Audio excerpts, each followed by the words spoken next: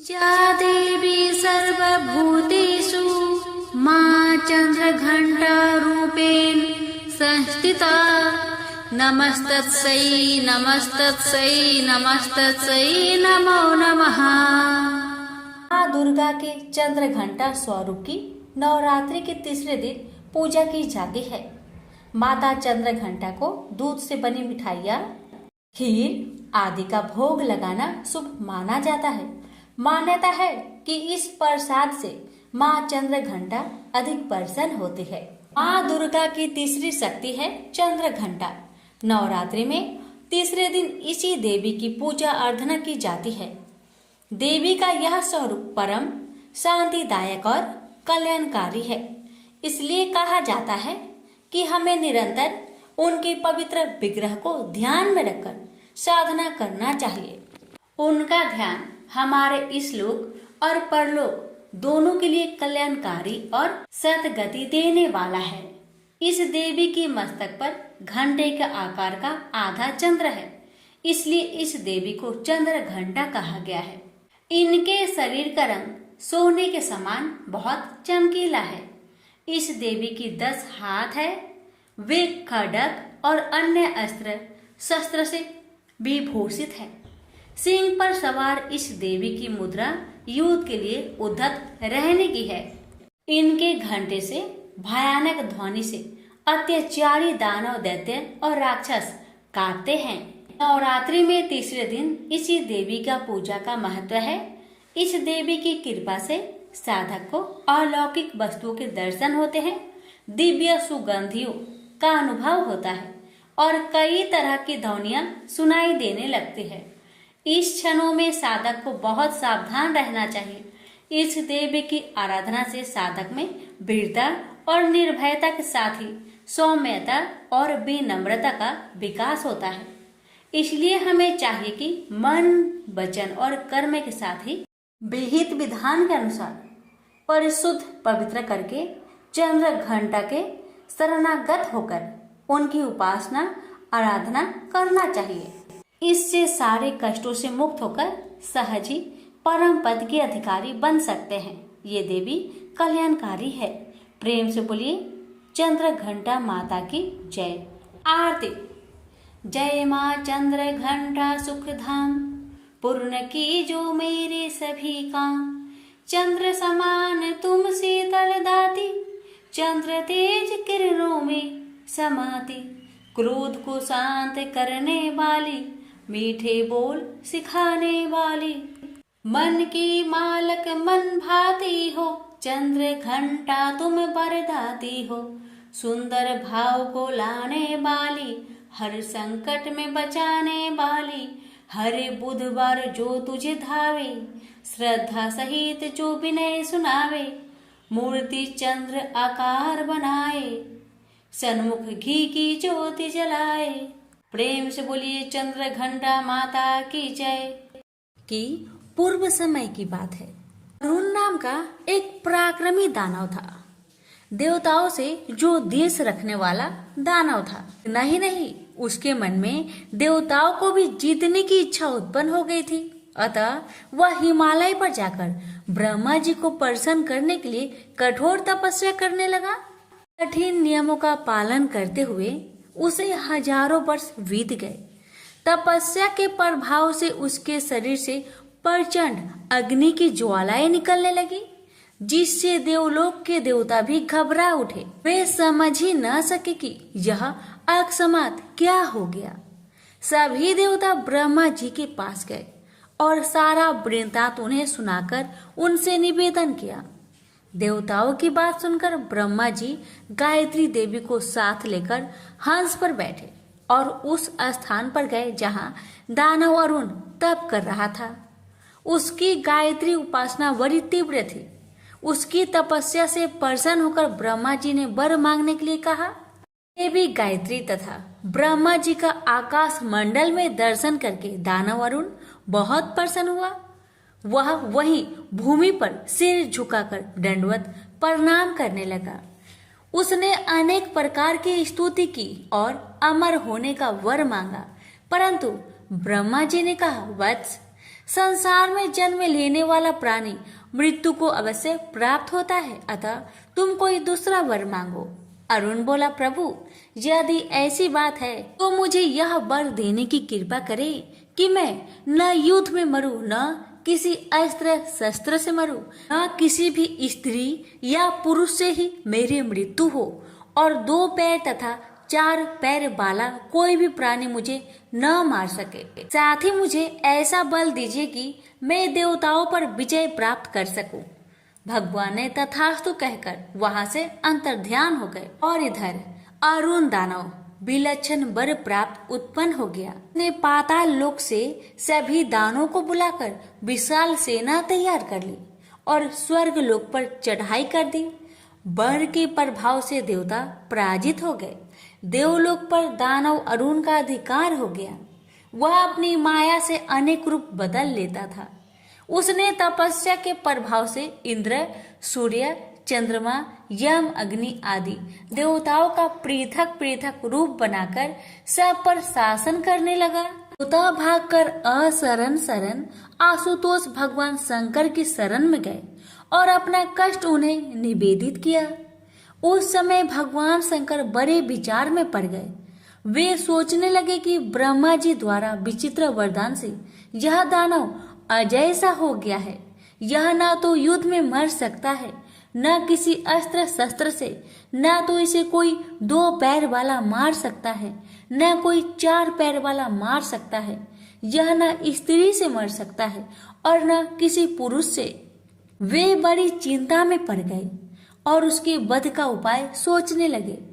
उसी समय आकाशवाणी हुई, देवताओं तुम लोग भगवती दुर्गा की उपासना करो, वही तुम लोगों का कार्य करने में समर्थ है। यदि दानवराज अरुण नित्य की गायत्री उपासना तथा गायत्री जप से विरक्त हो जाए तो शीघ्र ही उसकी मृत्यु हो जाएगी। आकाशवाणी सुनकर सभी देवता अवशस्त हो गए। उन्होंने देवगुरु बृहस्पति जी को अरुण के पास भेजा ताकि वे उसकी बुद्धि को मोहित कर सके।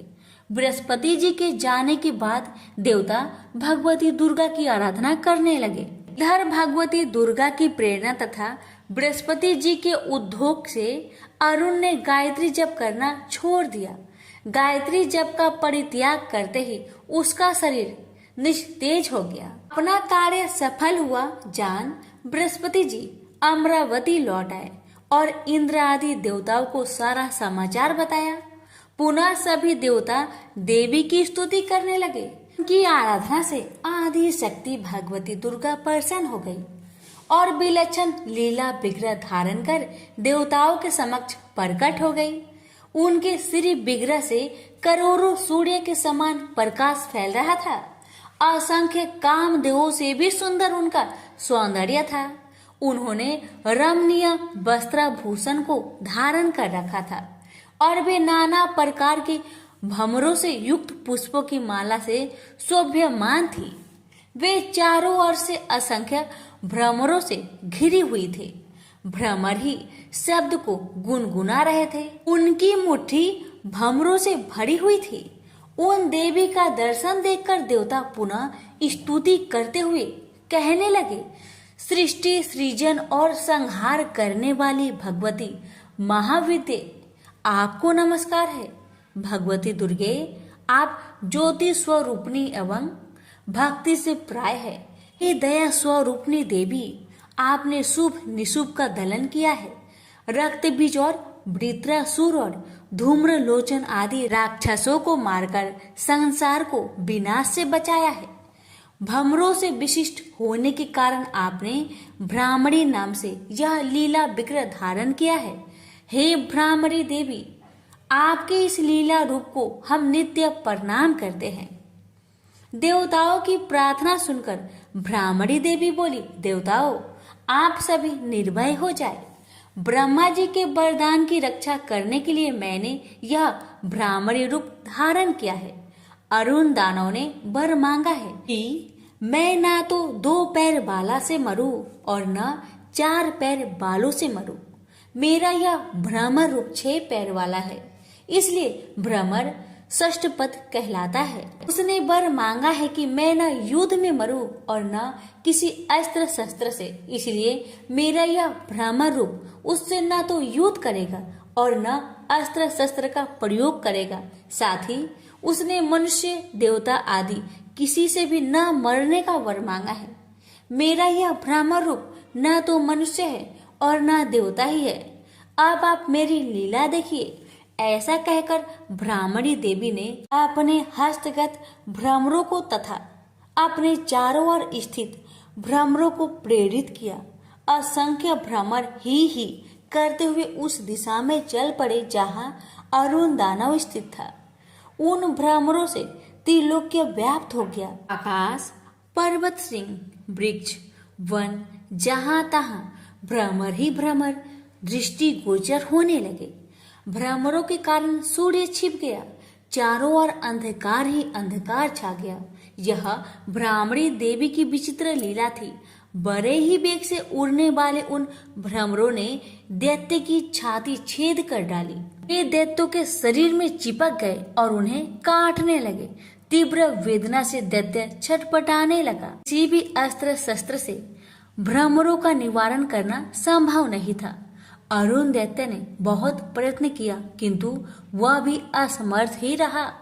थोड़े ही समय में जो दैत्य जहां था वही भ्रमरों के काटने से मरकर गिर पड़ा। अरुण दानव का भी यही हाल हुआ। उसके सभी अस्त्र शस्त्र विफल रहे। देवी ने ब्राह्मणी रूप धारण कर ऐसी लीला दिखाई कि ब्रह्मा जी के वरदान की भी रक्षा हो गई और अरुण दैत्य तथा उसकी समूची दानवी सेना का संहार भी हो गया। इस प्रकार अद्भुत कार्य करके वे सभी भ्रमर देवी के पास लौट आए और उन्हीं में प्रतिष्ठित हो गए। देवता जय जयकार करने लगे। अनेक प्रकार से स्तुति कर तथा देवी का आशीर्वाद प्राप्त कर वे देवगण यथास्थान प्रस्थान कर गए। संसार के सभी प्राणी सुखी हो गए और देवी ने भी अपनी भ्रामरी लीला का स्मरण कर लिया। से बोलिए भ्रामरी देवी की जय, दुर्गा माता की जय। आप सुनेंगे माँ दुर्गा की दूसरी कथा, सत्य की महिमा। प्राचीन काल में कौशल राज्य में देवदत्त नामक एक विद्वान ब्राह्मण रहता था। विवाह के कई वर्ष बीत जाने पर भी जब कोई संतान नहीं हुई तो पति पत्नी चिंतित हो उठे। एक दिन ब्राह्मणी ने अपने पति से कहा, स्वामी, आपकी गिनती देश के विद्वानों में की जाती है। आपने अनेक यज्ञ किए और कराए हैं। क्या आप संतान पाने के लिए पुत्र श्रेष्ठ यज्ञ नहीं कर सकते? अपनी पत्नी की बात सुनकर ब्राह्मण बोला, कर क्यों नहीं सकता प्रिय, लेकिन मैंने अपने ज्ञान और वीरता का उपयोग हमेशा दूसरों के हित के लिए किया है। ब्राह्मणी बोली, लेकिन अगर आप अपने ज्ञान का उपयोग अपने हित के लिए करेंगे तो क्या कोई पाप होगा? ब्राह्मण ने उत्तर दिया, नहीं, ऐसी बात नहीं है। अब तक मैं भाग्य के भरोसे बैठे रहा, पर अब मैं पुत्र श्रेष्ठ यज्ञ करूंगा और मुझे विश्वास है कि तुम्हें पुत्र की प्राप्ति जरूर होगी। देवदत्त ने अपनी पत्नी को दिलासा दी। अगले ही दिन उसने ऋषि मुनियों को बुलवाया और तमसा नदी के तट पर पुत्र श्रेष्ठ यज्ञ आरंभ कर दिया। यज्ञ करने वाले ऋषियों में गोभिल ऋषि भी थे। वह जब भी मंत्र पढ़ते थे उनका स्वर भंग हो जाता था। यह देखकर देवदत्त ने कहा, मुनिराज, आप मंत्रों का उच्चारण ठीक ढंग से नहीं कर रहे हैं। मंत्रों का उच्चारण हमेशा शुद्ध करना चाहिए। देवदत्त की बात सुनकर ऋषि गोभिल गुस्से में भड़क कर बोले, मूर्ख ब्राह्मण, तू मुझे मूर्ख समझता है। मैं तुझे श्राप देता हूँ कि तेरे घर में जो पुत्र होगा वह मूर्ख ही पैदा होगा। देवदत्त बोला, क्षमा कीजिए मुनिवर, अपना श्राप वापस ले लीजिए। मेरा मूर्ख पुत्र हो, इससे बड़े दुख की बात मेरे लिए और क्या हो सकता है। देवदत्त, जिस प्रकार धनुष से छोड़े बाण को वापस नहीं लौटाया जा सकता, उसी प्रकार श्राप को भी वापस नहीं लिया जा सकता। लेकिन मैं अपने श्राप में इतना संशोधन किए देता हूँ कि समय आने पर तुम्हारा मूर्ख पुत्र प्रकांड पंडित बन जाएगा। यह कहकर गोभिल ऋषि चले गए। कुछ समय के बाद देवदत्त की पत्नी ने एक पुत्र को जन्म दिया। देवदत्त और उसकी पत्नी की प्रसन्नता की कोई सीमा न रही। देवदत्त ने उसका नाम उत्थय रखा। वह बड़ा हुआ तो उसे पढ़ने के लिए गुरुकुल में भेज दिया गया। गोभिल ऋषि के श्राप से वह एक अक्षर भी नहीं सीख पाया। सारे देश में प्रसिद्ध हो गया कि देवदत्त का बेटा उत्थल्य मूर्ख है। लोग उसके बारे में आश्चर्य प्रकट करते। कितने आश्चर्य की बात है कि देवदत्त जैसे प्रकांड पंडित का बेटा एक अक्षर भी नहीं पढ़ पाया। अरे वह तो जन्मात मूर्ख है, और फिर यह कोई जरूरी तो नहीं कि विद्वान का बेटा विद्वान ही हो। लोग की इन बातों को सुनकर उत्थल्य को बहुत दुख हुआ। उसे महर्षि गोभिल द्वारा दिए गए श्राप की जानकारी नहीं थी, इसलिए वह सोचने लगा, मैं कितने बड़े विद्वान का पुत्र हूँ, फिर भी मैं अनपढ़ हूँ। मेरे कारण मेरे पिता और माता को लज्जित होना पड़ता है, इसलिए मुझे घर छोड़कर ऐसे स्थान में चले जाना चाहिए जहाँ मुझे कोई पहचानता ना हो। इससे मैं और मेरे माता पिता लोगों की निंदा सुनने से बच जाएंगे। यह सोचकर उत्थल्य एक रात अपने माता पिता को छोड़कर चुपचाप घर से निकलकर घने वनों की ओर चल दिया। गंगा के किनारे पहुंचकर उसने एक कुटी बना ली और वहीं रहने लगा। लेकिन वह पढ़ा लिखा नहीं था, इसलिए न जप जानता था न पूजा आराधना। उसका समय गंगा के किनारे घूमते फिरते ही बीत जाता था। लेकिन कहते हैं ना कि परिवार के संस्कार बीज रूप में यदि हो तो वह समय आने पर उठ खड़े होते हैं। विद्वान न होने के बाद भी उत्थल्य का आचरण सत्यमय था। आचरण से ही तो जीवन में उपलब्धि होती है। शास्त्र ज्ञान का परिणाम भी सदाचरण ही होता है, क्योंकि उत्थल्य हमेशा सच बोलता था, इसलिए लोगों ने उसे सत्यव्रत कहना शुरू कर दिया। यह आसपास के इलाकों में सत्यव्रत के नाम से ही प्रसिद्ध हो गया। एक दिन जब सत्यव्रत अपनी कुटी के सामने एक पत्थर पर बैठा था, उसने एक सुअर को आते देखा। उस सुअर की पीठ में एक बाण घुसा हुआ था, जिससे खून की धारा बह रही थी। सत्यव्रत को उस घायल सुअर पर दया आ गई। उसने उसे अपनी कुटिया के पास ही झाड़ियों में छिपा दिया। शीघ्र ही सत्यव्रत को वहां एक शिकारी भी आता हुआ दिखाई दिया, जिसके बाण से सुअर घायल हुआ था। इससे सत्यव्रत उलझन में पड़ गया कि यदि शिकारी ने उससे पूछ लिया तो उसे सच बता देना पड़ेगा। वह ध्यान मग्न होने का उपक्रम करने लगा और समाधि हो गया। शिकारी उसकी समाधि टूटने की प्रतीक्षा करने लगा। फिर जब सत्यव्रत समाधि से उठा तो शिकारी को अपने पैरों के समीप बैठा पाया। वह कुछ पूछता कि उत्थल्य ने शिकारी को जीव हत्या न करने का उपदेश दिया। बात शिकारी की समझ में आ गई और वह पुनः जीव हत्या न करने का वचन देकर वहां से चला गया। शिकारी के जाते ही अचानक घायल सुअर से भगवती दुर्गा प्रकट हो गई। देवी ने कहा, वत्स, मैं तुम्हारी दयालुता और सत्य बोलने से प्रसन्न हूँ। मैं तुम्हारी परीक्षा ले रही थी। मेरा आशीर्वाद है कि आज से तुम एक प्रकांड पंडित बनोगे। सब तुम्हारी विद्वता का सम्मान करेंगे।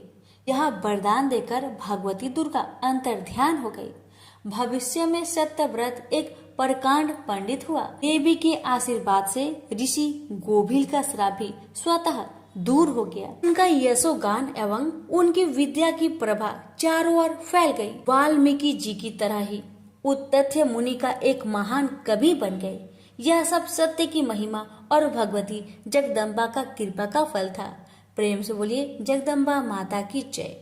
महर्षि मेधा बोले, देवी ने जब पराक्रमी दुरात्मा महिषासुर को मार गिराया और असुरों की सेना को मार दिया, तब इंद्र आदि समस्त देवता अपने सिर तथा शरीर को झुकाकर भगवती की स्तुति करने लगे। जिस देवी ने अपने शक्ति से यह जगत को व्याप्त किया है और जो संपूर्ण देवताओं और महर्षियों की पूजनीय है, उस अंबिका को हम भक्ति पूर्वक नमस्कार करते हैं। वह हम सबका कल्याण करे। जिस अतुल प्रभाव और बल का वर्णन भगवान विष्णु शंकर और ब्रह्मा भी नहीं कर सके। वही देवी संपूर्ण जगत का पालन करने के लिए अशुभ भय का नाश करे।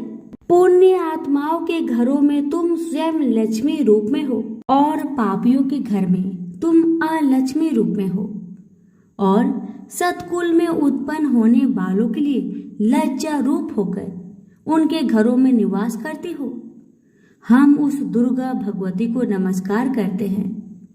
हे देवी, इस विश्व का पालन करो। हे देवी, हम तुम्हारे अचिंत्य रूप का किस प्रकार वर्णन करें। असुरों का नाश करने वाले भारी पराक्रम तथा समस्त देवताओं और दैत्यों के विषय में जो तुम्हारे पवित्र चरित्र है, उनको हम किस प्रकार वर्णन करें। देवी, त्रिगुणात्मिका होने पर भी तुम संपूर्ण जगत की उत्पत्ति का कारण हो। हे देवी, भगवान विष्णु, शंकर आदि देवता किसी ने तुम्हारा पार न पाया। तुम सबकी आश्रय रूप हो। यह संपूर्ण जगत तुम्हारा ही अंश रूप है, क्योंकि तुम सबकी आदिभूत प्रकृति हो। हे देवी, तुम्हारे जिस नाम के उच्चारण से संपूर्ण यज्ञों में संपन्न देवता तृप्ति लाभ करते हैं, वह स्वाहा तुम ही हो। इसके अतिरिक्त तुम पितरों की तृप्ति का कारण हो, इसलिए देव आपको स्वाधा कहते हैं। हे देवी, वह विद्या जो मोक्ष को देने वाली है, जो अचिंत्य महाज्ञान स्वरूप का है, तत्वों के सार को बस में करने वाले, संपूर्ण दोषों को दूर करने वाले, मोक्ष की इच्छा वाले मुनिजन जिसका अभ्यास करते हैं, तुम ही हो। तुम वाणी रूप हो और दोष रहित ऋग, युज, वेदों की तथा उद्गीत और सुंदर पद पाठ बालों की तथा सामवेद की खजाना रूप हो। तुम भगवती हो। इस विश्व की उत्पत्ति एवं पालन के लिए तुम वरदा के रूप में प्रकट हुई हो, और तुम संपूर्ण संसार की पीड़ा हरने वाली हो। हे देवी, जिससे सारे शस्त्रों को जाना जाता है, वह मेधा शक्ति तुम ही हो, और दुर्गम भव सागर से पार करने वाली नौका भी तुम ही हो। लक्ष्मी रूप हो, विष्णु भगवान के हृदय में निवास करने वाली और भगवान महादेव द्वारा सम्मानित गौरी देवी तुम ही हो। मंद मुस्कान वाले निर्मल पूर्ण चंद बीम के समान और उत्तम स्वर्ण की मनोहर कांति से कमनीय तुम्हारी मुख को देखकर भी महिषासुर क्रोध में भर गया। यह बड़े आश्चर्य की बात है। और हे देवी, तुम्हारा यही मुख जब क्रोध से भर गया, उदय काल के चंद्रमा की भांति लाल हो गया और तनी हुई भौवें के कारण विकराल रूप हो गया। उसे देखकर भी महिषासुर के शीघ्र प्राण नहीं निकल गए। यह बड़े आश्चर्य की बात है। आपके कुपित मुख के दर्शन करके भला कौन जीवित रह सकता है। हे देवी, तुम हमारे कल्याण के लिए प्रसन्न हो। आपके प्रसन्न होने से इस जगत का अभ्युदय होता है, और जब आप क्रोध हो जाते हैं तो कितने ही कुलों का सर्वनाश हो जाता है। यह हमने अभी अभी जाना है, जबकि आपने महिषासुर की बहुत बड़ी सेना को देखते देखते मार दिया। हे देवी, सदा प्रताप देने वाले तुम जिस पर प्रसन्न हो जाती हो, वही देश में सम्मानित होते हैं। उनके धन यश की वृद्धि होती है, उनका धर्म कभी शिथिल नहीं होता है, और उनके यहाँ अधिक पुत्र, स्त्रियां और नौकर होते हैं। हे देवी, तुम्हारी कृपा से ही धर्मात्मा पुरुष प्रतिदिन श्रद्धा पूर्वक यज्ञ करता है और धर्मानुकूल आचरण करता है, और उसके प्रभाव से स्वर्ग में जाते हैं, क्योंकि तुम तीनों लोकों में मनोवांछित फल देने वाली हो। माँ दुर्गे, तुम स्मरण करने पर संपूर्ण जीवों के भय नष्ट कर देती हो, और स्थिर चित्त बालों के द्वारा चिंतन करने पर उन्हें और अत्यंत मंगल देती हो। हे दरिद्र, दुख व भय हरने वाली देवी, तुम्हारे सिवा दूसरा कौन है। आपका चित्त सदा दूसरों के उपकार में लगा रहता है। हे देवी, तुम शत्रुओं को इसलिए मारती हो कि उनके मरने से दूसरों को सुख मिलता है। वह नरक में जाने के लिए चिरकाल तक पाप करते रहे हों, किंतु तुम्हारे साथ युद्ध करके सीधे स्वर्ग को जाए, इसलिए कि तुम उनका वध करती हो। हे देवी, क्या तुम दृष्टि पात्र मात्र से समस्त असुरों को भस्म नहीं कर सकती? अवश्य ही कर सकती हो। तुम्हारा शत्रुओं को शस्त्र के द्वारा मारना इसलिए है कि शस्त्रों के द्वारा मरकर स्वर्ग लोक को जावे। इस तरह से हे देवी, उन शत्रुओं के प्रति भी तुम्हारा विचार उत्तम है। हे देवी, तुम्हारे उग्र खड्ग की चमक से और त्रिशूल के अग्र भाग की कांति के समूह से असुरों की आंखें नहीं फूटी। उसका कारण यह था कि वे किरणों से शोभ्यमान तुम्हारे चंद्रमा के समान आनंद प्रदान करने वाले सुंदर मुख को देख रहे थे। हे देवी, तुम्हारा शील बुरे वृत्तांत को दूर करने वाला है और सबसे अधिक तुम्हारा रूप है जो न तो कभी चिंतन में आ सकता है और न ही जिसकी दूसरों से तुलना हो सकती है। तुम्हारा बल व पराक्रम उनका भी नाश कर चुके थे। इस तरह आपने शत्रुओं पर भी दया प्रकट की है। हे देवी, तुम्हारे बल की किसके साथ बराबरी की जा सकती है तथा शत्रुओं को भय देने वाला इतना सुंदर रूप भी और किसका है? हृदय में कृपा और युद्ध में निष्ठुरता, ये दोनों बातें तीनों लोकों में केवल तुम ही में देखने में आई है। माता, युद्ध भूमि में शत्रुओं को मारकर आपने उन्हें स्वर्ग लोक में पहुंचाया है। इस तरह तीनों लोकों की तुमने रक्षा की है तथा उन उन्मत्त असुरों से जो हमें भय था उसको भी तुमने दूर किया है। तुमको हमारा नमस्कार है। हे देवी, तुम शूल तथा खड्ग से हमारी रक्षा करो तथा घंटे की ध्वनि और धनुष की टंकार से हमारी रक्षा करो। चंडिके, आप अपने शूल को घुमाकर पूर्व, पश्चिम, दक्षिण तथा उत्तर दिशा में हमारी रक्षा करो। तीनों लोकों में जो तुम्हारे सौम्य रूप है तथा घोर रूप है उनसे हमारी रक्षा करो तथा इस पृथ्वी की रक्षा करो। अंबिके, आपके कर पल्लवों में जो खड्ग, शूल और गदा आदि शोभा पा रहे हैं उन सब से हमारी रक्षा करो। महर्षि बोले कि इस प्रकार जब सब देवताओं ने जगत माता भगवती की स्तुति की और नंद वन के पुष्पों तथा गंध अनुलोपनों द्वारा उनका पूजन किया और फिर सबने मिलकर जैव सुगंधित व दिव्य धूपों द्वारा उनको सुगंध निवेदन की, तब देवी ने प्रसन्न होकर कहा, देवताओं, तुम सब मुझसे मनोवांछित वर मांगो। देवता बोले, भगवती, तुमने हमारा सब कुछ कार्य कर दिया, अब हमारे लिए कुछ मांगना बाकी नहीं रहा, क्योंकि तुमने हमारे शत्रु महिषासुर को मार डाला है। हे महेश्वरी, तुम इस पर भी यदि हमें कोई वर देना चाहती हो तो बस इतना वर दो कि जब जब हम आपका स्मरण करें तब तब आप हमारी विपत्तियों को हरण करने के लिए हमें दर्शन दिया करे। अंबिके, जो भी तुम्हारी स्तुति करे तुम उनके वित्त, समृद्धि और वैभव देने के साथ ही उनकी धन और स्त्री आदि संपत्ति बढ़ावे और सदा हम पर प्रसन्न रहे। महर्षि बोले, हे राजन, देवताओं ने जब जगत के लिए तथा अपने लिए इस प्रकार प्रश्न किया तो बस तथास्तु कहकर देवी अंतर ध्यान हो गई।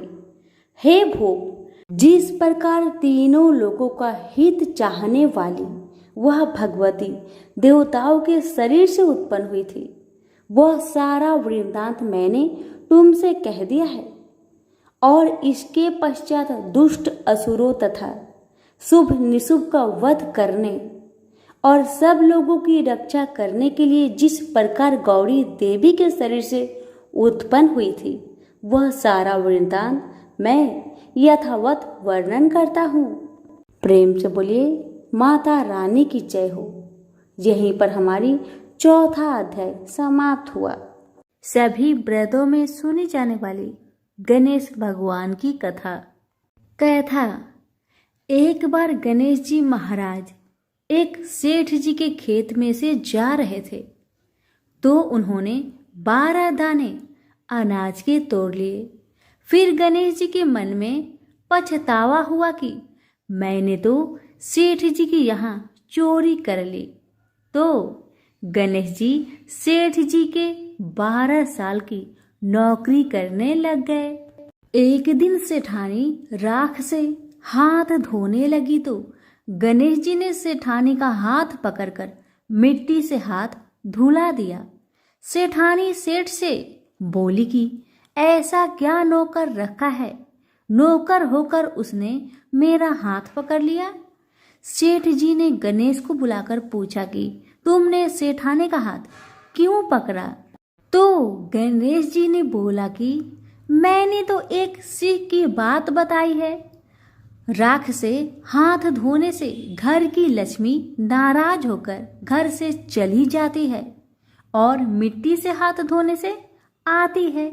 सेठ जी ने सोचा कि गणेश है तो सच्चा। थोड़े दिनों बाद कुंभ का मेला आया। सेठ जी ने कहा, गणेश सेठानी को कुंभ के मेले में स्नान करा के ले आओ। सेठानी किनारे पर बैठकर नहा रही थी, तो गणेश जी उनका हाथ पकड़कर आगे डुबकी लगवा लाए। घर आकर सेठानी ने सेठ से कहा कि गणेश ने तो मेरी इज्जत ही नहीं रखी और इतने सारे आदमियों के बीच में मुझे घसीटकर आगे पानी में ले गए। तब सेठ जी ने गणेश जी को पूछा कि ऐसा क्यों किया? तो गणेश जी ने कहा कि सेठानी किनारे बैठकर गंदे पानी से नहा रही थी, तो मैं आगे अच्छे पानी में डुबकी लगवाकर ले आया। इससे अगले जन्म में बहुत बड़े राजा और राजपाट मिलेगा। सेठ जी ने सोचा कि गणेश है तो सच्चा। एक दिन घर में पूजा पाठ हो रही थी, हवन हो रहा था। सेठ जी ने गणेश को कहा कि जाओ सेठानी को बुलाकर ले आओ। गणेश जी सेठानी को बुलाने गया तो सेठानी काली चुनरी ओढ़कर चलने लगी, तो गणेश जी ने काली चुनरी फाड़ दी और कहा कि लाल चुनरी ओढ़ के चलो। सेठानी नाराज होकर सो गई। सेठ जी ने आकर पूछा, क्या बात है? तो सेठानी ने बोली कि गणेश ने मेरी चुनरी फाड़ दी। सेठ जी ने गणेश को बुलाकर बहुत डांटा और कहा, तुम बहुत बदमाशी करते हो। तो गणेश जी ने कहा, पूजा पाठ में काला वस्त्र नहीं पहनते हैं, इसलिए मैंने लाल वस्त्र के लिए कहा। काला वस्त्र पहनने से कोई भी शुभ काम सफल नहीं होता है। फिर सेठानी ने सोचा कि गणेश है तो समझदार। एक दिन सेठ जी पूजा करने लगे तो पंडित जी ने बोला कि वो गणेश जी की मूर्ति लाना भूल गया, अब क्या करे? तो गणेश जी ने बोला कि मेरी को ही मूर्ति बनाकर विराजमान कर लो, आपके सारे काम सफल हो जाएंगे। यह बात सुनकर सेठ जी को भी बहुत गुस्सा आया और वो बोले कि तुम तो अब तक सेठानी से ही मजाक करते थे, मेरे से भी करने लग गए। तो गणेश जी ने कहा, मैं मजाक नहीं कर रहा हूँ, मैं सच बात कह रहा हूँ। इतने में ही गणेश ने गणेश जी का रूप धारण कर लिया और सेठ और सेठानी ने ही गणेश जी की पूजा की। पूजा खत्म होते ही गणेश जी अंतर ध्यान हो गए। सेठ सेठानी को बहुत धोखा हुआ और उन्होंने कहा कि हमारे पास तो गणेश जी रहते थे और हमने उनसे इतना काम करवाया। तो गणेश जी ने सपने में आकर सेठ जी को कहा कि आपके खेत से मैं 12 अनाज के दाने तोड़ लिया था, उसी का दोष उतारने के लिए मैंने आपके यहाँ काम किया था। गणेश जी की कृपा से सेठ जी के करोड़ों की माया हो गई। हे गणेश जी महाराज, जैसे सेठ जी को दिया वैसा सबको देना, कहते को, सुनते को और सारे परिवार को दे। प्रेम से बोलिए जय श्री गणेश।